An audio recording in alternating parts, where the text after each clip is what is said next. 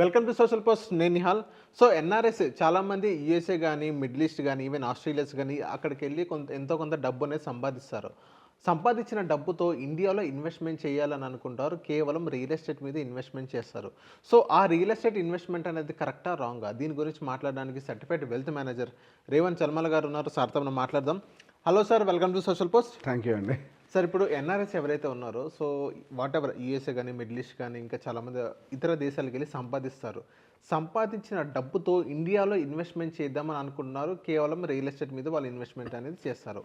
ఈ ఇన్వెస్ట్మెంట్ అనేది safest investment అంటారా? సో బేసిక్గా అసలు ఎన్ఆర్ఐస్ బయటకు వెళ్ళేటప్పుడు మేము తిరిగి వస్తానులే అనే ఒక ఉద్దేశంలో వెళ్తారు. ప్రతి ఒక్కరికి ఉంటుంది. ఎవరు అనుకొని వెళ్తారు, నేను పర్మనెంట్గా అక్కడ సెటిల్ అయిపోతాను, ఇండియాకి తిరిగి రాను అని. ఎండ్ ఆఫ్ ద డే అందరూ అక్కడికి అంతే వెళ్తారు. కానీ over the period of time ఏం జరుగుతుంది, పిల్లలు పుడతారు, అక్కడ సిటిజన్స్ అవుతారు, వాళ్ళు అక్కడ ఎడ్యుకేషన్ సిస్టమ్ కలవడబడతారు, అక్కడ కల్చర్ కలవడబడతారు. ఇక పిల్లల కోసం వీళ్ళు కూడా అక్కడ కంటిన్యూ అయిపోతారు, రైట్? సో ఈ ప్రాసెస్లో ఏమవుతుంది, తిరిగి మనం ఇండియా రావాలన్న ఉద్దేశం ఉన్నా లేకపోయినా మనకి తెలిసిన by default investment land investment. అదే traditional land and gold. Traditional investment ఇక అది ల్యాండ్ గోల్డ్ అంతే. సో ఏం చేస్తుంటారు, తీసుకొచ్చి అయితే అగ్రికల్చరల్ ల్యాండ్స్ కొనటము, లేకపోతే ప్లాట్స్ కొనటము. ఇంకా కొంతమంది ఎన్ఆర్ఐస్ ఏంటంటే రెంటల్ ఇన్కమ్ వస్తుంది కదా అని చెప్పేసి అపార్ట్మెంట్స్. అసలు ఇప్పుడు హైదరాబాద్లో ఉన్న హై రైజ్ అపార్ట్మెంట్స్కి డిమాండ్ ఉండడానికి కారణమే ఎన్ఆర్ఐలు. ప్రాక్టికల్లీ స్పీకింగ్, ఇఫ్ నాట్ ఎన్ఆర్ఐస్లో ఎవరైనా డబ్బులు ఇన్వెస్ట్ చేస్తారు అసలు హై రైజ్ అపార్ట్మెంట్స్లో? ఎందుకు ఇప్పుడు అంత పెద్ద పెద్ద అపార్ట్మెంట్స్ ఆ కోకాపేట్ జంక్షన్లో ఉండే ఆ సో కాల్డ్ పెద్ద పెద్ద అంతంత పొడుగుండే అపార్ట్మెంట్లు అన్నీ ఎందుకు ఖాళీగా ఉన్నాయి?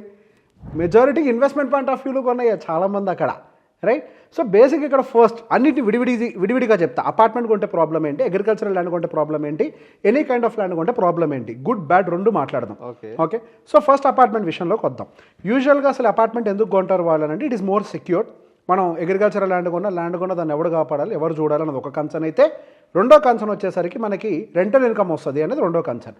మూడో కన్సర్న్ ఏంటి అంటే మన ఇండియా తిరిగి వచ్చినప్పుడు ఉండడానికి మనకు ఒక ఇల్లు కావాలి అనేది మూడో కన్సర్న్. ఈ మూడింటి గురించి మాట్లాడదాం.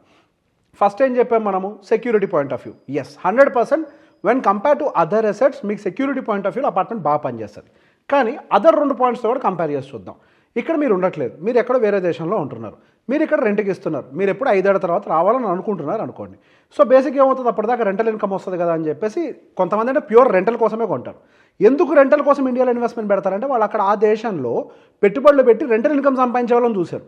రాబర్ట్ కియోసాకి దాదాపు 15,000 రెంటల్ ప్రైస్డ్ ప్రాపర్టీస్ని బిల్డ్ చేసి వెల్దియర్ అయ్యారని ఒకటి చదివి సేమ్ దాన్ని ఇండియాలో ఇంప్లిమెంట్ చేయాలని అనుకుంటారు. అక్కడ జాగ్రఫికల్ కండిషన్స్, అక్కడ ఉండే ఇంట్రెస్ట్ రేట్ కండిషన్స్, అక్కడ వచ్చే రెంటల్ ఈల్డ్ కండిషన్స్ అన్నీ ఇండియాతో కంపేర్ చేస్తే కాంట్రాస్ట్ ఉంటాయి.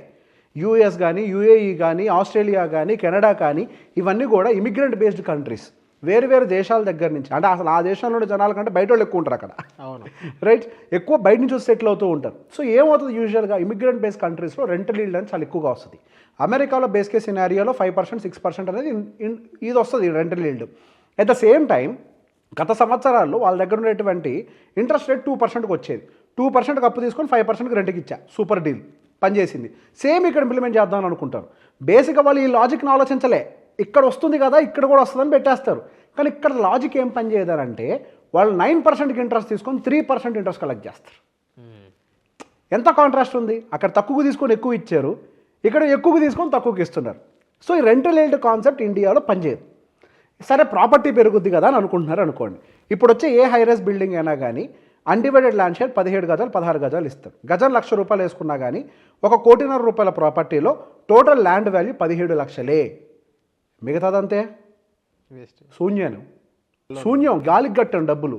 ఇటుక, సిమెంటు, ఇసుక, టైల్స్, కాంక్రీట్ మీద వీటికి కట్టాం. అది డిప్రిషియేటింగ్ కదా. ఇక్కడ ఏమవుతుంది, యూజువల్గా 40% 50% అన్డివైడెడ్ ల్యాండ్ షేర్ ఉండాల్సింది డ్రాస్టిక్గా పడిపోయింది. సో అది ఇన్వెస్ట్మెంట్ పాయింట్ ఆఫ్ వ్యూలో గ్రో కూడా కాదు. మూడో అంశం ఏంటి, ఇండియా తిరిగి వస్తే ఉంటామని. అసలు ఇండియా తిరిగి వచ్చాక అక్కడ ఉంటారని ఎవరు చెప్పారు మీరు? అసలు ఇండియా తిరిగి వస్తారా తర్వాత విషయం పక్కన పెట్టండి. సరే ఇండియా తిరిగి వచ్చినా అదే లొకేషన్లో ఉంటారని గ్యారంటీ ఏంటి? మీకు ఏం తెలుసు అక్కడ ఎట్లుందో? మీకు లివింగ్ కండిషన్స్ సూట్ అవ్వాలి కదా. మీరు ఇండియా వచ్చాక ఏం చేయాలి, 1 సంవత్సరం పాటు రెంట్కి తీసుకొని ముందు ఎక్స్ప్లోర్ చేయాలి. అసలు హైదరాబాద్లో మనం ఉండగలుగుతామా లేదా? చాలామంది ఉండడానికి ఇష్టపడరు. ఎవరైనా వచ్చి వెళ్ళిపోయిన వాళ్ళు ఎవరు ఉన్నారు, బ్రహ్మాండంగా ఉన్నారు. ఒక క్లయింట్ చెప్తూ ఉంటాడు, 55 years first batch of NRIs, first batch, అప్పట్లో IT batch, 55 retired batch already. వాళ్ళ ఫ్రెండ్ ఒక ఆయన ఇండియాలో సెటిల్ అయిపోతాను అని చెప్పేసి యూఎస్ బాయ్ బాయ్ అని చెప్పి ఇండియా వచ్చాడంట. మొత్తం మంచిగా అంటే ఉన్నాయిలేండి ఆయన సిటిజన్ అక్కడ. ఓకే, ఇక ఎప్పుడో పోయాడు కదా, సిటిజన్షిప్ అయినా వస్తాయి, గ్రీన్ కార్డులు వస్తాయి కదా, మంచిగా సరే నేను ఇండియా వెళ్ళి సెటిల్ అవుతానని చెప్పి ఇండియా వచ్చాడంట. ఇండియా వచ్చిన తర్వాత సంవత్సరాలు యాస్టీస్గా బ్యాగులు పట్టుకొని మళ్ళీ యూఎస్ వచ్చాడంట. ఏమైంది అని అంటే ఆ ప్రేమలు ఆప్యాయతలు పండక్కి పబ్బానికి వెళ్తూనే ఉంటాయి. మనం పర్మనెంట్గా రిటర్న్ వెళ్తే ఎవడు మనం పట్టించుకోడు. మనం అనుకుంటాం మనం ఏదో మిస్ అవుతున్నాం అని, కాదు, మనం ఇక్కడ ఉండి పండక్కి వెళ్తేనే కరెక్ట్. అవును, ఇదో కేసు. ఇది నిజమే కాపాద్దామా? నిజమే కదా. సో అది కూడా వాళ్ళకి వర్కౌట్ కాలేదు. రెండోది కల్చర్, పిల్లలు కల్చరల్ డిఫరెన్స్ ఉంటుంది. అక్కడ కల్చర్లో పెరుగుంటారు, ఇక్కడ కల్చరల్ డిఫరెన్స్ని అడాప్ట్ చేయలేరు. సో అది కూడా వాళ్ళకి సెట్ కాదు. సో ఎట్లా చూసినా మీరు ఇండియా తిరిగి వచ్చి సెటిల్ అవ్వాలన్నా మీరు ఎక్కడ ఉంటారో తెలియదు. మీకు ఆ పొల్యూషన్ నచ్చుద్దా, ట్రాఫిక్ కండిషన్ నచ్చుద్దా, ఎమ్యూనిటీస్ నచ్చుతాయా, మీరు అక్కడ ఫిట్ అవుతారా లేదా, యూ డోంట్ నో ఎనీథింగ్ కదా. Without experience bloody it is a house, it's a matter of 2 crores. మీరు ఉంటారో లేదో తెలియని దగ్గరికి వెళ్ళి 2 కోట్లు ఇన్వెస్ట్మెంట్ పెడితే పాయింట్ ఏమైనా ఉందా? తీసేయండి. Apartment ruled out. నెక్స్ట్ ఏముంది? ప్లాటింగ్. ఇక ప్లాటింగ్ విషయంలోకి వచ్చేసరికి మొన్న ఈ మధ్య క్లయింట్, ఇవన్నీ క్లయింట్ అనుభవాలు నేను చెప్పేది. ఒక క్లయింట్ ఒక ఆవిడ చెప్పారు, పక్కన వాళ్ళు ఫోన్ చేశారండి, మా ల్యాండ్ పక్కన వాళ్ళు, ఎందుకంటే మీకు ఆ ప్లాట్ అమ్మేసేయండి, మీరు అసలుకే ఎన్ఆర్ఐలు ఎవడొచ్చి ఏం కబ్జా పెడతాడో తెలియదు అని. ఎన్ఆర్ఐస్కి బెదిరింపులు ఎక్కువ వస్తాయి. వాళ్ళు ఇక్కడ ఉండరు, ఇక్కడ ఏం జరుగుతుందో ఎవడికి తెలియదు.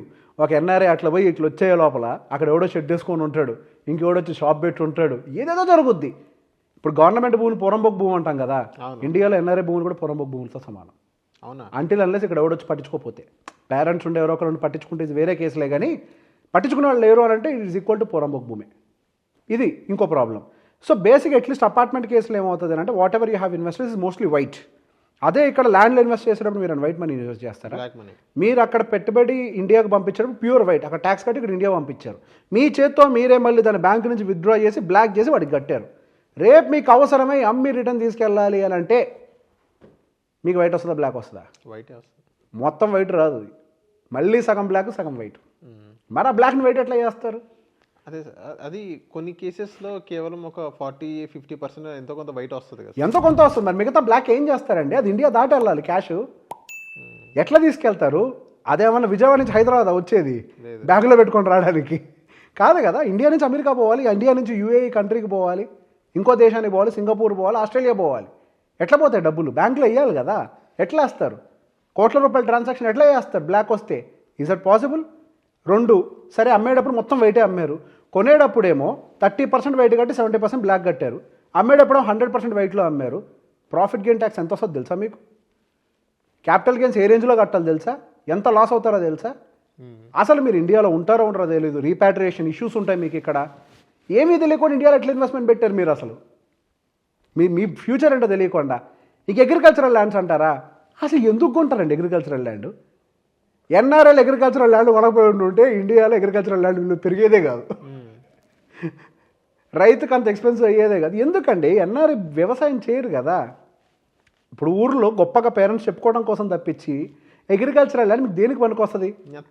10,000-20,000 మీకు కౌలు వస్తుంది, మీకు దేనికైనా పనికి వస్తుందా? 2 ఎన్ఆర్ఐ వాళ్ళ పేరు మీద అసలు అగ్రికల్చరల్ ల్యాండే కొనకూడదు, వాళ్ళ పేరెంట్స్ మీద కొనాలి, మళ్ళీ అమ్మి తిరిగి తీసుకెళ్ళాలి అన్నప్పుడు ఎంత బ్లాక్ కన్వర్షన్ జరుగుతుంది? ఇది ఎంత హెక్టిక్ ఇది ప్రాపర్టీ ఇన్వెస్ట్మెంట్స్లో. ఇన్వెస్ట్మెంట్స్ పెట్టేటప్పుడు if you don't have any clarity in your life, wait చేయండి. అదే కమర్షియల్ అయితే, కమర్షియల్ పాయింట్ ఆఫ్ వ్యూలో అయినా సరే there should be someone to follow up కదా. If you have someone, at least property మేనేజర్ని పెట్టాలి. ప్రాపర్టీ మేనేజర్స్ ఉంటారు మార్కెట్లో, ఒక ప్రాపర్టీ మేనేజర్ని పెట్టి ఒక కమర్షియల్ రెంట్ని వసూలు చేయండి. నేను చాలామంది ఎన్ఆర్ఎస్కి అదే చెప్తాను, మీకు రెసిడెన్షియల్ ల్యాండ్ ఖాళీగా ఉందన్నా ఏదున్నా కానీ సార్ దాని బదులు అమ్మేసి ఒక ప్రాపర్టీ మేనేజర్కి అప్పచెప్పండి అని, ఒక కమర్షియల్ కొనేసి వాడు వెళ్ళి వసూలు చేసుకొస్తాడు రెంట్ ఎంతో కొంత అని. అట్లీస్ట్ మీకు ఆక్యుపెన్సీ ఉంటుంది, ఒక నెల రెంట్ పడకపోతే మీ దాని మీదకి వెళ్తుంది, ఎందుకు రెంట్ రాలేదని ఫోన్ చేస్తారు, ఫాలో అప్ ఉంటుంది, ఏదో ఒకటి ఉంటుంది, అట్లీస్ట్ దాని వైపు వెళ్ళండి, ఎంతో కొంత ఈల్డ్ వస్తుంది అని. కొంటే వైట్లోనే కొనండి, బ్లాక్ కొనొద్దు. Don't encourage the black. Black ఎవరి కోసం? ఓటుకి నోటుకు డిస్ట్రిబ్యూట్ చేసేవాడి కోసం బ్లాక్, అంతేనా? మరి ఎవరికంటే బ్లాక్ ఇప్పుడు? మీకా బ్లాక్? లంచం తీసుకున్నవాడికి బ్లాక్ మనీ, ట్యాక్స్ కట్టేవాడికి బ్లాక్ మనీ ఏంటండి? మీరెందుకు బ్లాక్ కడుతున్నారు అసలు? మీరు వైట్లో పే చేసుకోవాలి కదా. మరి వైట్లో ఎవడు అమ్మట్లేదు కదా అంటే don't by. Bloody you will face the challenges again. ఇంకా ఇతర ఇన్వెస్ట్మెంట్స్ ఆప్షన్ లేదంటారు ఎన్ఆర్ఎస్కి? ఎందుకండి, బోల్డ్ ఆప్షన్స్ ఉంటాయి మనకి. వాళ్ళు అక్కడ కొనుక్కోవచ్చు కదా కావాలంటే, వాళ్ళ సొంత ఇల్లు కావాలంటే అక్కడ కొనుక్కోమనండి. అక్కడ కొనుక్కొని ఉండమనండి. ఇండియాలో ఉంటున్నా ఇండియాలో పెట్టుబడి పెట్టుకోవాలి అంటే ఎస్ కమర్షియల్ ప్రాపర్టీస్ కొన్ని పెట్టుకోవచ్చు. Apart from real estate mutual funds ఉంటాయి options. Digital option you have mutual funds, PMS.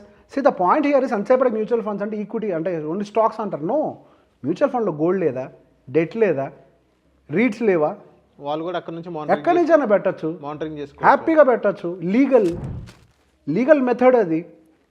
NRO banks through లీగల్గా కేవైసీ చేయించుకొని పెట్టుకుంటే it's a legal one. There are many legal process. అసలు ఎన్ఆర్ఐ ఎట్లా ఫైనాన్షియల్గా fail అవుతారో ఇంకో వీడియో చేద్దాం తర్వాత. ఫైనాన్షియల్ కండిషన్స్ నాకు ఎన్ఆర్ఐకి సంబంధించి కొంచెం మంచి అవగాహన ఉంది, ఎక్కడెక్కడ ఫెయిల్ అవుతారో కూడా. So real estate is not a good investment for NRIs. ఒక ఆయన చాలా aged 60 years settled in Canada, ఎప్పుడో ఏదో దేశం సెటిల్ అయిపోయారు ఎక్కడో, బోల్డ్ అంత ఆస్తులు ఉన్నాయి. ఎట్లా తీసుకుపోవాలో అర్థం కావట్లేదు వెనక్కి డబ్బులు. ఇక్కడ ఇండియాలో ఉన్నాయి ఆస్తులు, యాన్సిస్టర్స్ ప్రాపర్టీస్ ఉన్నాయి, ఆయన పెట్టుబడులు పెట్టారు పైన, అగ్రికల్చర్ కూడా ఉందా? అన్నీ ఉన్నాయి. అన్నీ వాళ్ళ పిల్లలందరూ సెటిల్డ్ అక్కడ, ప్రాపర్ సిటిజన్స్. అసలు వాళ్ళకి ఇండియా అంటే చుట్టాలు వాళ్ళకి, అంతే, ఇంకేం తెలియదు వాళ్ళకి. డబ్బులు ఎట్లా తీసుకెళ్ళాలి, ఎంత కాంప్లికేషన్ అది. అవును. సో ఇన్వెస్ట్మెంట్ అనేది ప్రాపర్గా ప్లాన్ ఉండాలి. మనకు అనిపించిందల్లా చేస్తే ఇన్వెస్ట్మెంట్ అవ్వదు, పద్ధతి ప్రకారం చేస్తే ఇన్వెస్ట్మెంట్ అంటారు. అవును. అదే. Okay. So thank you sir మా సోషల్ పోస్ట్ వచ్చినందుకు. Most welcome.